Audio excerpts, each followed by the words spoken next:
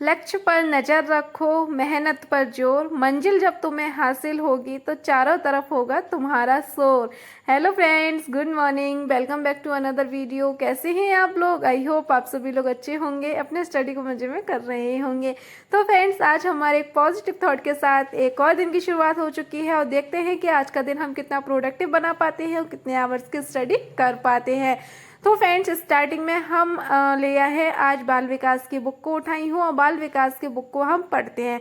और फ्रेंड्स, आप लोगों को पता होगा कि बाल विकास वाला एक पोर्शन आप लोगों को पता है कि 30 मार्क्स है जो कि वो कवर करता है, जिसमें कि बाल विकास, शिक्षण कौशल, जीवन कौशल, एक हमें 3 सब्जेक्ट पढ़ने होते हैं जो कि हम डीएलएड में बहुत ही अच्छे से पढ़े हुए हैं। यूपी टेट के लिए भी हम पढ़े हुए हैं, सी टेट के लिए भी हम पढ़े हुए हैं। तो बहुत ज़्यादा पोर्शन हमारा पहले से कवर है। उसमें हमें सिर्फ इतना करना है कि अपने सारे चीज़ों का रिवीजन करना है, ज़्यादा से ज़्यादा प्रैक्टिस करना है और एक बहुत ही अच्छा सा हम स्कोर उसमें लेकर के आ सकते हैं, क्योंकि बहुत सारी चीज़ें हमने पहले से पढ़ी हुई हैं। और फ्रेंड्स, एक चीज़ और आप लोगों से कहनी थी कि मैं अभी तैयारी कर रही हूँ सुपर टेट की, और अगर आप लोग भी मेरे साथ सुपर टेट, एमपी टेट की अगर प्रिपरेशन करना चाहते हैं तो इस चैनल को जल्दी से सब्सक्राइब कर लीजिए और अपने फैमिली एंड फ्रेंड के साथ वीडियो को शेयर कर देना, जिससे कि उन लोगों की भी हेल्प हो सके और वो लोग भी मेरे साथ प्रिपरेशन कर सकें। और फ्रेंड्स, एक बात और आप लोगों से कहनी थी, काफ़ी सारे लोग हैं जो कि मेरे से पूछ रहे हैं कि आप यूपी का नहीं, सॉरी, एमपी टेट का फॉर्म फिल करेंगी या नहीं। तो जी हाँ फ्रेंड्स, मैं एमपी टेट का फॉर्म फिल करने वाली हूँ और आप लोगों ने उसका सिलेबस देख लिया होगा। काफ़ी सारी चीज़ें हैं जो कि हमारी यूपी टेट से सिमिलर हो रही हैं। बस ये है कि हमारी यूपी टेट में हमें पेडागोजी देखने को नहीं मिलती है, वहाँ पर पेडागोजी आप लोगों को देखने को मिलेगी। एंड फ्रेंड्स, सुबह का मॉर्निंग का जो स्लॉट था वो मेरा कंप्लीट हो गया था 3 आवर्स का, जैसे कि मैं डेली करती हूँ।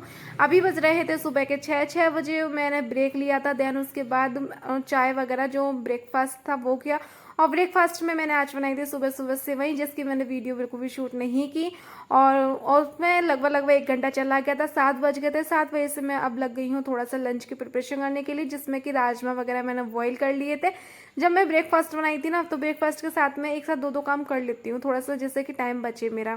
फिर उसके बाद अभी बना रही हूँ ब्रेकफास्ट, और ब्रेकफास्ट में मैं बना रही हूँ आज राजमा, जैसे कि मैंने बताया कि बॉईल कर लिए थे। तो जो सेवई वाली कढ़ाई थी ना, मैंने उसी में तड़का दे दिया। मैंने कि क्या ही करना, साफ़ करो फिर दोबारा से तड़का दो, करना तो वही है, ज़्यादा वो तो थे नहीं, क्योंकि सेवई बनाई थी तो मसाले की ही हो रखी थी। और फ्रेंड्स, एक चीज़ और आप लोगों के कमेंट पर बात कर लेती हूँ। तो ये सिका सिस्टर हैं जो कि बोल रही हैं मेरे से कि एक दिन पहले ही टास्क दे दिया करो। तो सिस्टर, मैं तो टास्क दे दूं, मुझे कोई दिक्कत नहीं है, मैं टॉपिक भी बता दूं, क्योंकि मैं तो टू डू लिस्ट एक दिन पहले बनाती हूँ। अगर मैं एक दिन पहले नहीं बना पाती हूँ तो मॉर्निंग में अपनी टू डू लिस्ट बनाती हूँ कि मुझे कौन कौन से टॉपिक पढ़ने हैं।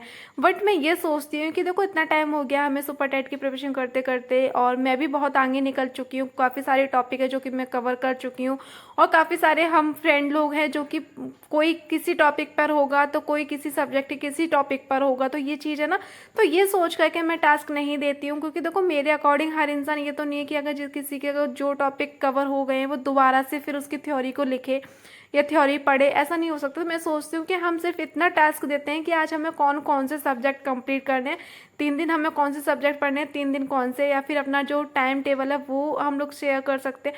मैं ये सोच करके आप लोगों को टास्क नहीं देती थी, या फिर वो नहीं बताती थी कि आज मेरी टू डू लिस्ट में मैं कौन कौन से टॉपिक पढ़ने वाली हूँ।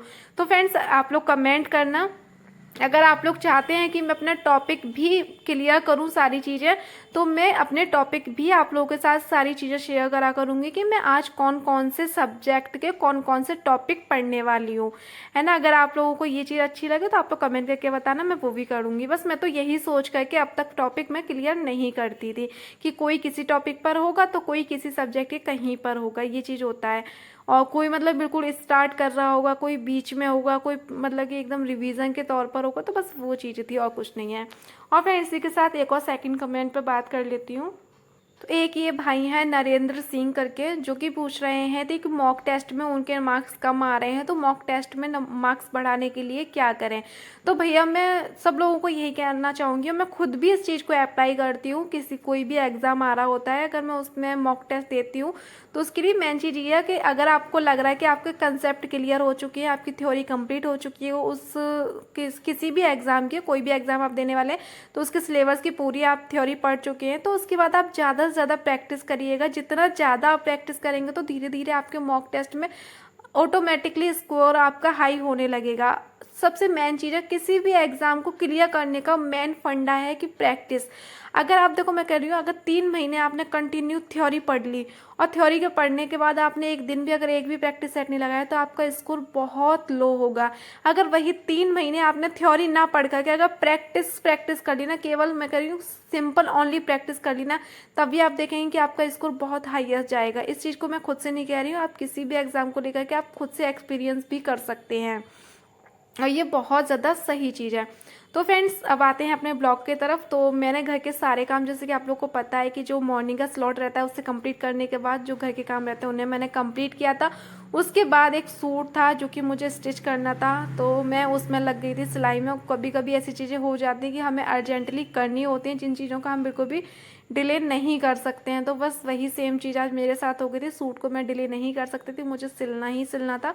तो मैं बैठ गई थी, घर के सारे काम ख़त्म करने के बाद मैंने कि चलो इसकी कटिंग कर लेती हूँ और उसके बाद मैं जाऊँगी नहाने के लिए। फिर नहाने के बाद इसे स्टिच करूँगी, क्योंकि अगर सिलने बैठ गई ना तो उसमें बहुत ज़्यादा टाइम जाएगा। क्योंकि आप लोग को पता है कि जो लोग सिलाई करते होंगे उन लोगों को पता हो कि इसमें एक बहुत अच्छा खासा टाइम जाता है, कंज्यूम होता है। बट कोई बात नहीं, कभी कभी ये चीज़ भी करनी होती है, क्योंकि डेली तो मैं स्टिचिंग नहीं करती हूँ, आप लोगों ने भी देखा होगा। क्योंकि भाई हमारे पास इतना टाइम नहीं होता है कि उसको लेकर के बैठें।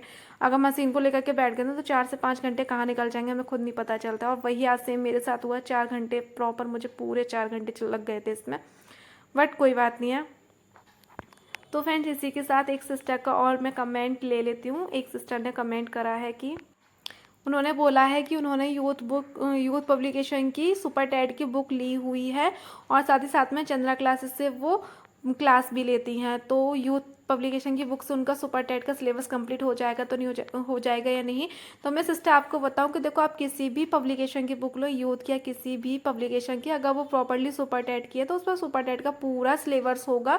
और साथ ही साथ में अगर चंद्रा से आप क्लास ले रही हैं तो आपका पूरा सिलेबस कंप्लीट हो जाएगा। और किसी महान व्यक्ति ने कहा भी है कि 10 किताबों को पढ़ने से अच्छा है कि एक किताब को 10 बार पढ़ें। क्योंकि देखो, कोई भी हम बुक उठा लें उसमें जो मेथड, मतलब कि किसी भी चीज़ का अगर थ्योरी रहेगी वो सेम रहेगी। अगर किसी ने कोई सिद्धांत दिया है तो वो सेम दिया होगा, उसमें सिर्फ शब्दों का कहने का हेर फेर हो सकता है, लेकिन जो कहने का मतलब होगा, वो जो उसका निष्कर्ष निकलेगा, कंक्लूजन, वो सेम निकलेगा। तो इस वजह से आपके पास जो किताब है उसी किताब को आप पढ़ें ज़्यादा से ज़्यादा बार, उसी बुक से आप क्लियर करें चीज़ों को। आप एक किताब की जगह आप 10 किताबों की तरफ बिल्कुल भी मत भटकिएगा। उससे क्या होगा कि आप लैंग्वेज में हेर फेर होगा तो आपका माइंड थोड़ा सा डिस्टर्ब हो सकता है, चीज़ों में कन्फ्यूजन हो सकता है।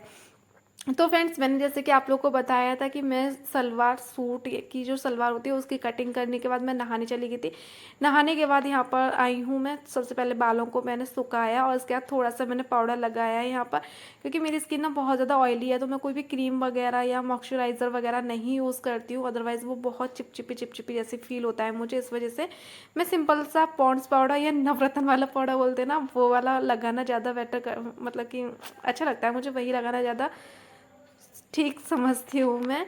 और उसी के साथ फ्रेंड्स, हल्की सी मैंने काजल लगा लिया, हल्का सा लिप बाम लगा लिया है। अब फिर से बैठते हैं अपने बोरी बिस्तरा को उठा करके, यानी कि वही यार, मशीन चलानी है, स्टिचिंग करनी है। और सच में आज बहुत ज़्यादा थकावट हो गई थी। वैसे हम बैठे रहते हैं, बैठ करके स्टडी करते हैं, उसमें इतनी थकावट नहीं होती, लेकिन जब इस टाइप का कोई काम करो ना कभी कभी, तो बहुत ज़्यादा थकावट हो जाती है।